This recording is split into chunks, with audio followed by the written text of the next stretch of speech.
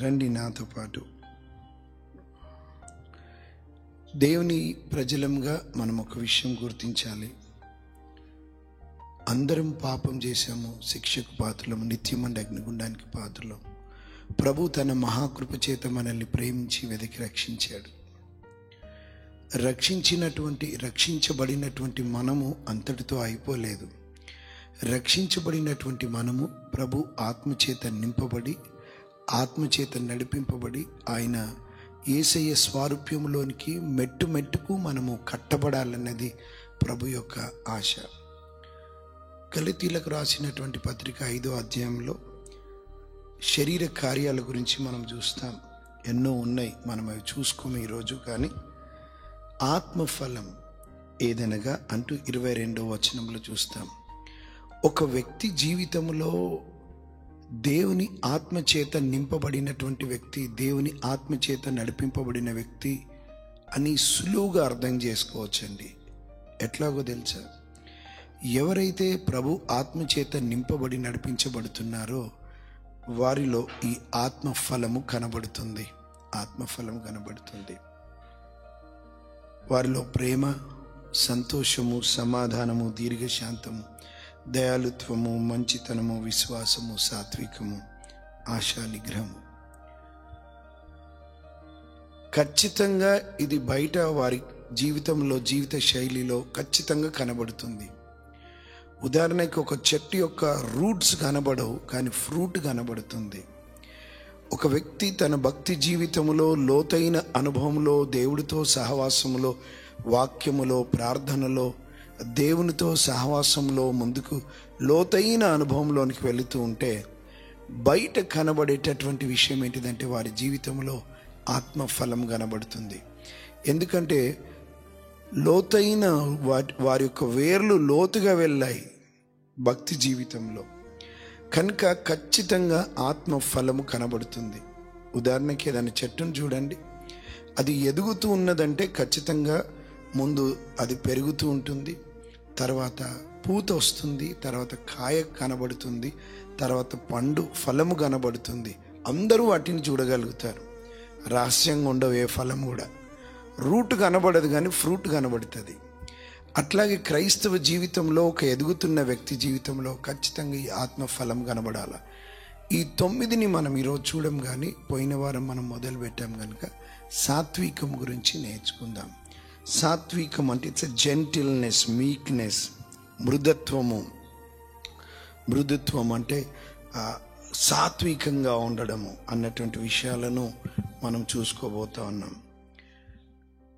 సంఖ్యాకాండం 12వ అధ్యాయం చూద్దాం ఒకసారి. 3వ వచనం, పాత నిబంధనలో సంఖ్యాకాండము 12వ అధ్యాయము 3వ వచనములో దేవుడు ఒక వ్యక్తి గురించి ఇచ్చినటువంటి ఒక అద్భుతమైనటువంటి సాక్ష్యం అది.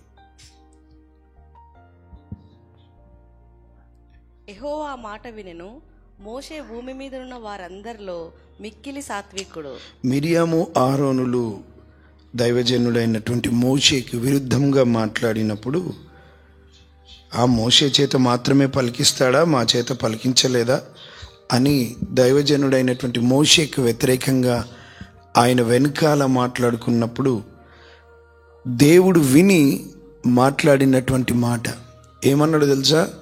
మిరియాము నూరా, ఆరోను నూరా, నా సేవకుని గురించి ఏమనుకుంటున్నారు మీరు అంటూ మోషే భక్తుడి గురించి ఒక అద్భుతమైనటువంటి మాట మాట్లాడాడు. He gave a character certificate, ఒక అద్భుతమైనటువంటి సర్టిఫికెట్ ఇచ్చాడు ఆయనకి. ఏమన్నాడు తెలుసా? ఒకవేళ ఒక మనిషి ఏదైనా ఒక వ్యక్తిని పొగుడుతున్నాడంటే అన్ని విషయాలు కొన్నిసార్లు తెలియవు. తను ముందు ఒకలాగుండొచ్చు, ఒంటరిగా ఉన్నప్పుడు, రహస్యంగా ఉన్నప్పుడు, వేరే ప్రాంతంకి వెళ్ళినప్పుడు ఆయన క్యారెక్టర్లో కొన్ని సందర్భాల్లో మార్పు రావచ్చు. మనుషులకు అది తెలియదు కనుక కొంత మట్టుకు చూసి ఒక నిర్ధారణ చేస్తాడు ఈయన మంచోడని.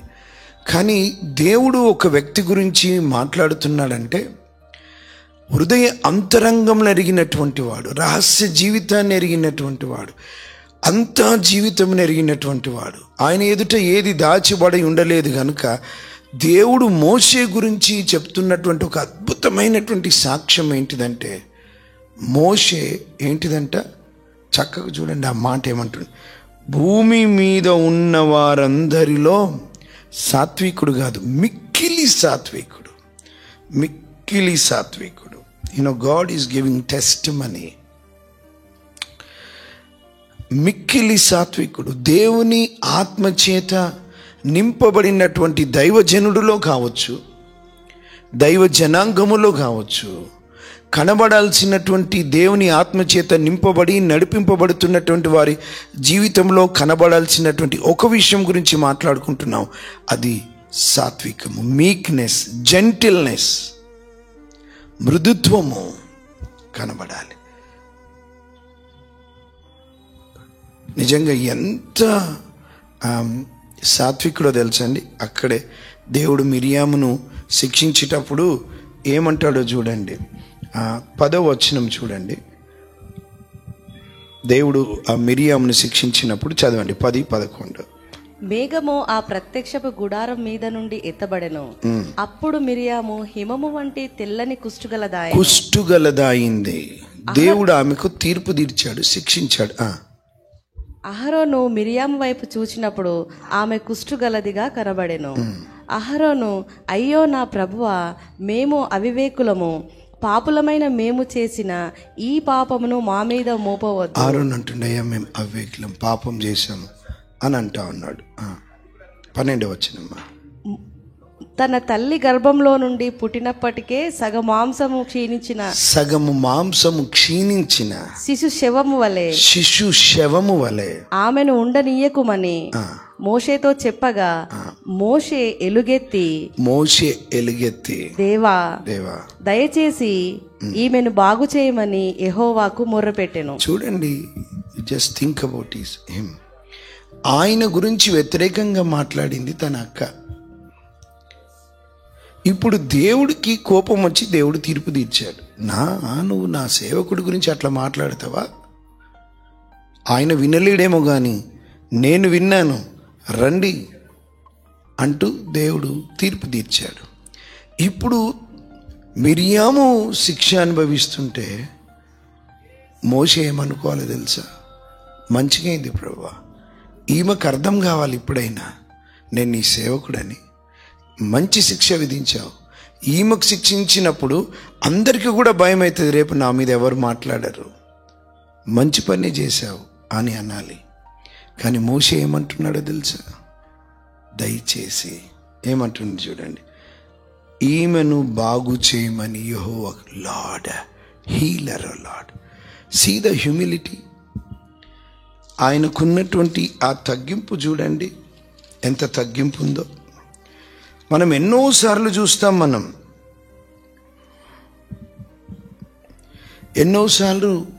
ఇప్పుడు ఆలోచించండి, కోరాహు కుమారులు, అక్కడ ఉన్నటువంటి వారు, కోరాహుతో ఉన్నటువంటి దాతాను, అభిరామ్ వాళ్ళు చూడండి, ఆయనకు వ్యతిరేకంగా మాట్లాడినప్పుడు 16వ అధ్యాయము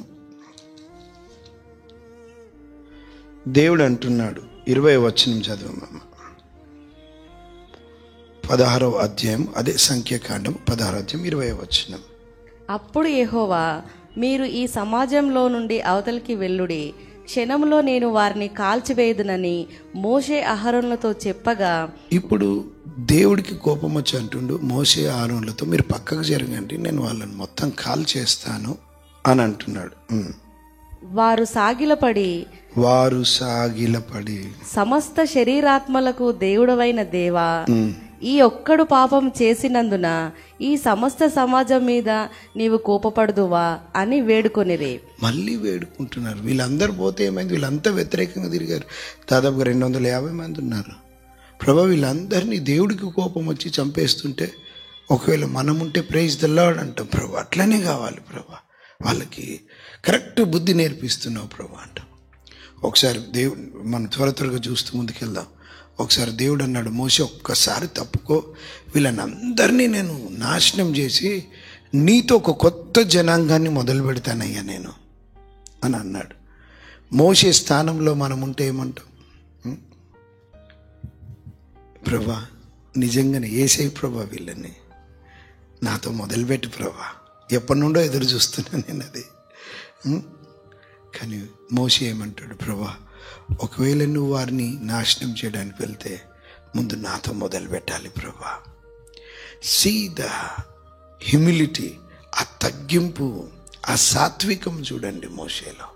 వింటున్నటువంటి మనం, నేను దేవుని ఆత్మచేత నింపబడ్డాను, దేవుని ఆత్మచేత నడిపింపబడుతున్నాను అని ఒకవేళ మనము ఆ వ్యక్తిగతంగా మన కుటుంబంలో, సంఘములో, పరిచర్యలో పాల్గొంటున్నటువంటి మనం జస్ట్ మోషే స్థానంలో ఒక క్షణం ఊహించుకుంటే ఆయనకున్నటువంటి సాత్వికమును మనం ప్రదర్శిస్తామా? ఆ తగ్గింపును ప్రదర్శిస్తామా? మనల్ని ఎవరైనా ఒక చిన్న మాట అంటే తట్టుకోలేం కదా.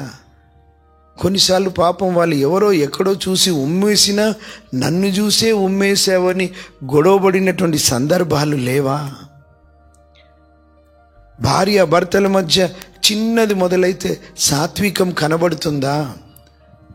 కుటుంబాల్లో నిజంగా ఇటువంటి ఆత్మఫలము మనలో కనబడుతుందా సాత్వికము? కొంతమంది ఎప్పుడు ఫైటింగ్కి రెడీగా ఉంటారు. చిన్న దాంట్లో అయ్యో వాళ్ళకి ఎట్లా తెలుసుకుంటారో ఏమో, చిన్న దాంట్లో కొట్లాటలు. కొన్ని సందర్భాల్లో పక్కలున్న వాళ్ళకు ఎంత సంబరమో కొట్లాడుతుంటే వాళ్ళు రెచ్చిపోతూ ఉంటారు, దాన్ని పోనివ్వరు.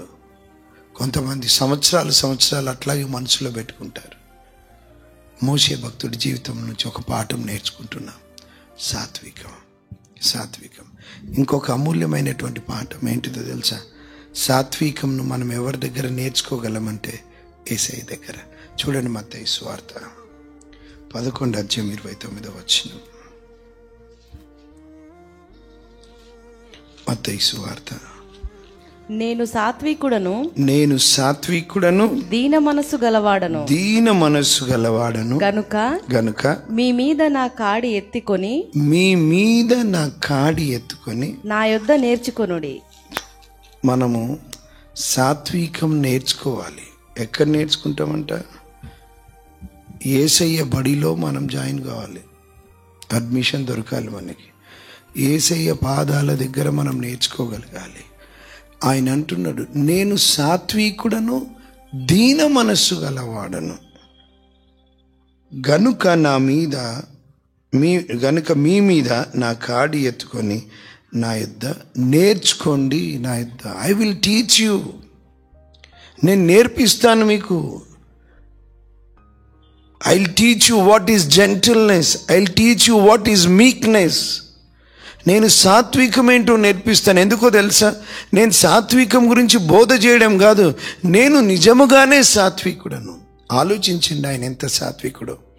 ఆయన దేవుని కుమారుడు. ఈ లోకంలో ఆయన శిష్యులందరికీ పైగా ఒక నాయకుడిగా ఉన్నాడు. అయినప్పటికీ కూడా ఆలోచించండి, శిష్యుల పాదాలను కడగడము మన ప్రభువు. ఆలోచించండి. సహజంగా లోకంలో గురువు పైన ఉంటాడు, శిష్యుడు కాళ్ళ దగ్గర ఉంటాడు. ఏ ఫోటోలను చూస్తే గురువు పైన ఉంటాడు, శిష్యులు కాళ్ళ దగ్గర లేదా అది కొట్టుకుంటుంటారు, లేదా కాళ్ళ దగ్గర కూర్చుంటారు, ఫోటో కూడా దిగుతారు గురువు దగ్గర. ఇది రివర్స్. ఇదే శిశువును కుర్చీ మీద కూర్చోబెట్టి లేదా శిశువును పై స్థానంలో కూర్చోబెట్టి గురువు పాదాల దగ్గరకు వచ్చి, అది కూడా ఏదో చేతులు జోడించడం కాదు. ఆ దినాల్లో అతి కష్టమైన, అతి విలువలేని ఉద్యోగం ఏంటిదంటే ఇంటిలో వచ్చినటువంటి వ్యక్తి బంధువులకు నీళ్లు పోసి కాళ్ళు కడగడం. అంతగా తగ్గించుకొని నీళ్లతో వారి పాదాలు కడిగి టవల్తో వారి పాదాలను తుడవగలిగినాడంటే ఎంత సాత్వికమో ఆలోచించండి. ఈరోజు మనకి ఏమున్నదని అంతగా, మన జీవితంలో ఏముండదు, కానీ ఎంత ఎగిరెగిరి పడతామో నేను అని మాట్లాడుతుంటాం. నిజంగా ప్రభు ఆత్మచేత నింపబడిన వారమైతే మనలో కనబడాల్సింది ఏందో తెలుసా? మన యజమానుడే అంతగా తగ్గించుకుంటే ఆ సాత్వికము మనలో కనబడాలంటే, మనకి రావాలంటే ఆయన బడిలో మనము జాయిన్ అవ్వాలి. ఆయన దగ్గర నేర్చుకోవాలి. మనలో సాత్వికం ఉందా? నా ఇద్దరు నేర్చుకోండి అంటా ఉన్నాడు యేసయ్య. ఎన్నో వచనాలు ఉన్నాయి, మనం త్వరగా చూస్తూ ముందుకెళ్దాం. దేవుని ప్రజలంగా కొలస్సీలకు రాసినటువంటి పత్రిక 3వ అధ్యాయం 12వ వచనం. కొలస్సీ 3:12 చదవండి. దేవుని ప్రజలంగా మనం ఏం చేయాలి, ఎట్లా ఉండాలన్న విషయాన్ని చూద్దాం. చదవనమ్మా. కాగా దేవుని చేత ఏర్పరచబడిన వారును పరిశుద్ధులను ప్రియులైన వారికి తగినట్లు మీరు జాలిగల మనస్సును దయాలుత్వమును వినయమును సాత్వికమును దీర్ఘశాంతమును ధరించుకొనుడి. ఇక్కడ ఎన్నో విషయాలు ఉన్నాయి. ఒకటి మనం మాట్లాడుకుంటున్నాం, సాత్వికాన్ని ధరించుకోవాలంట. మనం ఎట్లాగైతే ఇప్పుడు నేను షర్ట్ వేసుకొని వచ్చాను, మన పైన కనబడాల్సింది ఏంటో తెలుసా? ఎట్లాగ ఇది షర్ట్ కనబడుతుందో మనందరి జీవితంలో ఒక డ్రెస్ వేసుకోవాలంట, ధరించుకోవాలంట. అదేంటిదంటే సాత్వికం. యవనస్తుల గురించి మాట్లాడుతూ అంటాడు. కొన్ని సందర్భాల్లో పేతురు భక్తుడు రాస్తూ కొన్ని సందర్భాల్లో ఏమనుకుంటారంటే, ఎంతగా తగ్గించుకోవాలి నేను? చూడండి, హీ సేస్ బీ హంబుల్. పేతురు భక్తుడు రాస్తూ 5వ అధ్యాయం మొదటి పత్రికలో రాస్తూ ఏమంటాడంటే, చిన్నలారా మీరు పెద్దలకు, 5వ వచనం చదువుమా. చిన్నలారా మీరు పెద్దలకు లోబడి ఉండండి. మీరందరూ ఎదుటివాని ఎడల దీన మనస్సు అను వస్త్రము ధరించుకోండి. ఎక్కడ దొరుకుతుంది ఈ వస్త్రము? యేసయ్య దగ్గర. దీన మనస్సు అనే వస్త్రం అంటే అది కప్పుకోవాలి. వస్త్రం ధరించుకునుడి. దేవుడు అహంకారులను ఎదిరించి దీనులకు కృప అనుగ్రహించును. చిన్నపిల్లలు యవనస్తులతో చెప్తున్నాడు, మీరు పెద్దల ఎడల దీన మనసు కలిగి ఉండండి. కొన్ని సందర్భాల్లో యవనస్తుల జీవితంలో నేను చూస్తూ ఉంటాను, చాలా గర్వం కనబడుతుంది, నేను అనే తత్వం కనబడుతుంది. ఎప్పుడు గుర్తుంచుకోవాలా, దీనత్వానికి లేదా సాత్వికానికి వ్యతిరేకమైన పదం ఏంటిదంటే గర్వము. దేవుడు ఏం చేస్తాడంట? గర్విష్ఠుల అహంకారులను ఎదిరిస్తాడంట, దీనులకు కృపిస్తాడంట. అహంకారులకు దేవుడే శత్రువు అయిపోతాడండి. అహంకార హృదయం గల వారిని దేవుడు ఎప్పుడు అంగీకరించాడు, వారిని తృణీకరిస్తాడు. దీనులకు కృప ఇస్తాడు ఆయన. Praise the lord. మీరు అనొచ్చు, ఎప్పటి వరకు తగ్గించుకోవాలన్నా? మేము ఎప్పుడు తగ్గించుకున్నా మమ్మల్ని తొక్కేస్తూనే ఉంటారు, మమ్మల్ని అనగదొక్కేస్తూనే ఉంటారు, వాళ్ళే హెచ్చించుకుంటూ ఉంటారు, మాకు ఇంక ఏ అవకాశం ఉంది, మా జీవితం ఇట్లాగే ఉండాలా? లేదు. ఒక చక్కని మాటలు అంటున్నాడు, దేవుడు తగిన సమయాన్ని ఏర్పాటు చేశాడు. దేవుడు తగిన సమయమందు మిమ్మల్ని హెచ్చించినట్లు ఏమంటున్నాడు? ఆయన బలిష్టమైన చేతి క్రింద దీన మనస్కులై ఉండుడి. ఒక రోజు రాబోతుంది, ఆ తగిన సమయంలో దేవుడు నిన్ను హెచ్చిస్తాడు. అంతవరకు నువ్వేం చేయాలో తెలుసా? తగ్గించుకో. దావీదును సమూయేలు అభిషేకించాడు. ఎన్నో సందర్భాల్లో అవకాశం వచ్చింది సౌలును చంపడానికి, కానీ ఆ అహంకారమైనటువంటి మనసుతో వెళ్ళలే. సౌలు దేవుని చేత అభిషేకించబడిన వాడు గనుక ముట్టలేదు. కానీ ఒక టైం వచ్చింది, అరణ్యంలో ఉన్న దావీదును దేవుడు అంతఃపురంలో కూర్చోబెట్టాడు. యోసేపు జీవితం చూడండి, ఎంత దీనత్వం, ఎంత సాత్వికం. పోతీఫర్ అడిగినప్పుడు, అయ్యా నా తప్పేం లేదు, నీ భార్య తప్పే, అసలు నీ భార్య క్యారెక్టర్ ఏంటో తెలుసా అని ఆయన భార్యను కూడా ఆయన అవమానపరచలే. మౌనంగా చెరసాలకు వెళ్ళగలిగాడు. ప్రభు ఆ చెరసాలలో హెచ్చించాడు. చివరికి ఒక టైం వచ్చింది, రాజు తర్వాత రాజంతటి వాడిగా దేవుడు తనని హెచ్చించాడు. హల్లెలూయా. దీనత్వము, సాత్వికము. అది సాత్వికంలో దేవుడిచ్చేటటువంటి విషయం ఏంటిది? ఆయన బలిష్టమైన చేతి కింద ఎందుకు ఉండాలా? తగిన సమయమందు మిమ్మును హెచ్చించున్నట్లు. He will honour you. ఆయన నిన్ను హెచ్చిస్తాడు. ఒక పాట నేను కొత్తగా ప్రభువుని తెలుసుకున్నప్పుడు ఒక పాట పాడేవారు, Humble thyself in the sight of the Lord. Humble thyself in the sight of the Lord, and He shall lift you up higher and higher, and He shall lift you up. Humble thyself. తగ్గించుకోవాలి. ప్రియమైన సంగమా, ఈరోజు మన జీవితంలో సాత్వికం కనబడాలి.